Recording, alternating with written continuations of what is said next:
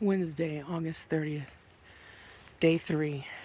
I'm going up to Mount Whitney. At least I'm going to try to summit Mount Whitney, depending on whether my body can handle the altitude.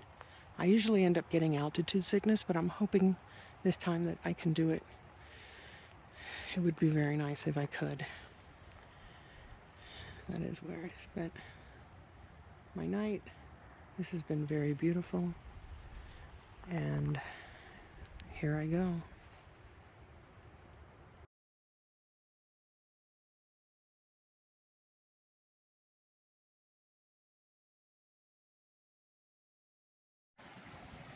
All right, I have arrived at Timberline Lake.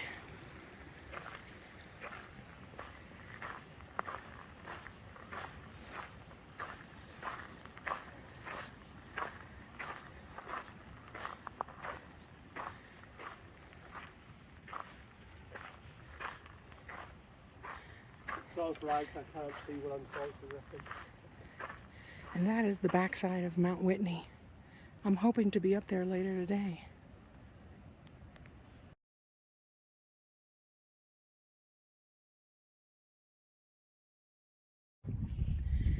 I'm at Guitar Lake,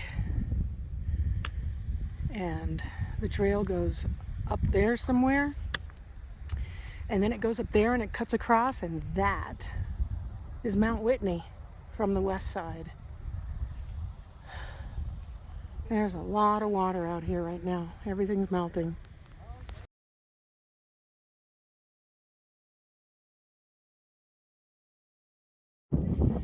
All right, so this is as far as I made it.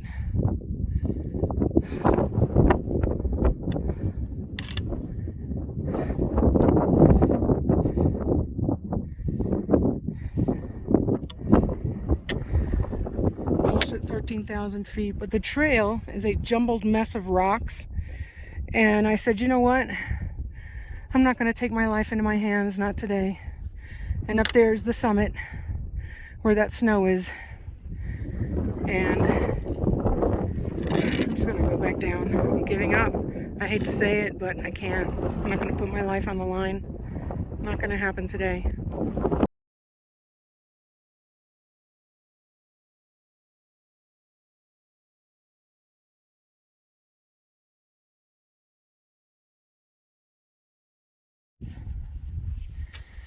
Yeah, once I turned around and came back down, it's because that is way beyond my comfort zone.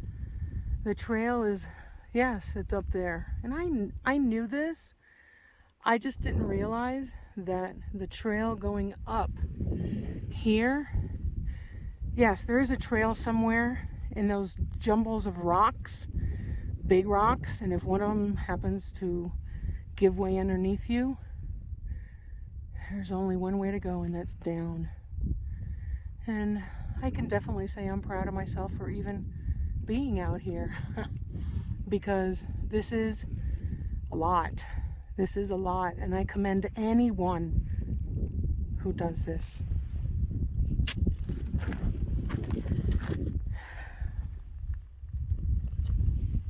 Am I let down? Oh yeah. Am I happy? Heck yeah. This is gorgeous. Yeah, and I got 2 more days to make my way to climb through these mountains to get back to where I started from. And let me tell you, it's going back where I came from, and I know where I came from, and it's not easy. There are some steep trails out here. If you think you've got anything to you, it'll test you. It will test you.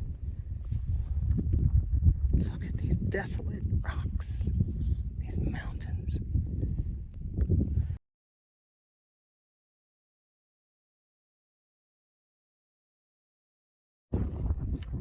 So I'm on my way down, and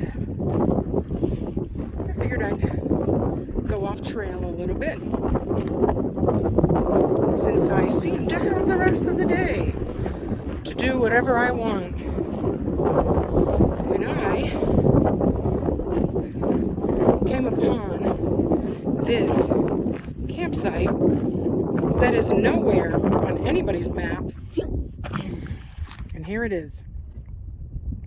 Somebody actually stayed the night here.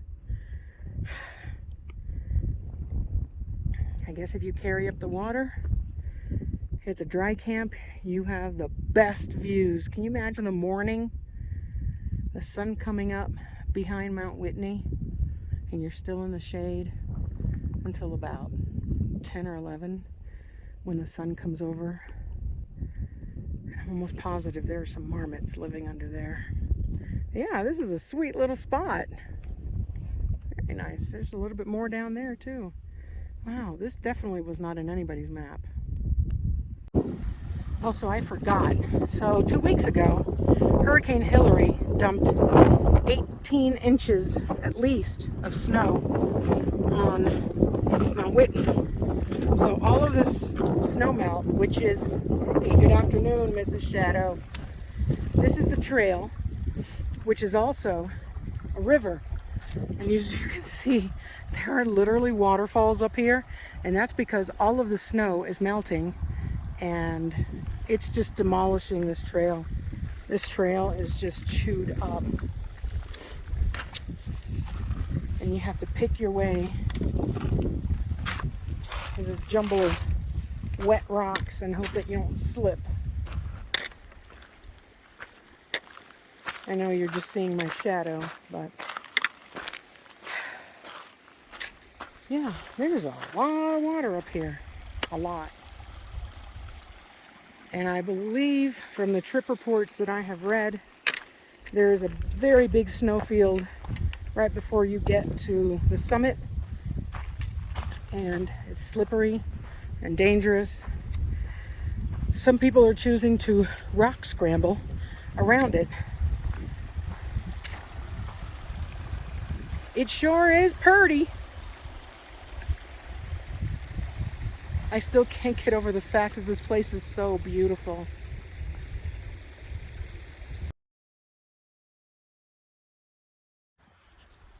Yes, this is the trail. You can see that gouge. Yeah, that used to be the trail.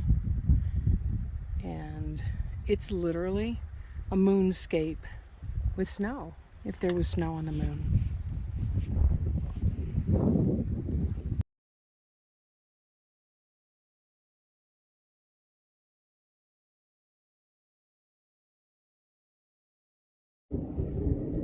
Alright, so I'm standing at the neck of the Guitar Lake. There's good old Mount Whitney. To say that it's imposing, it's an understatement. Don't take it lightly. This is a huge endeavor.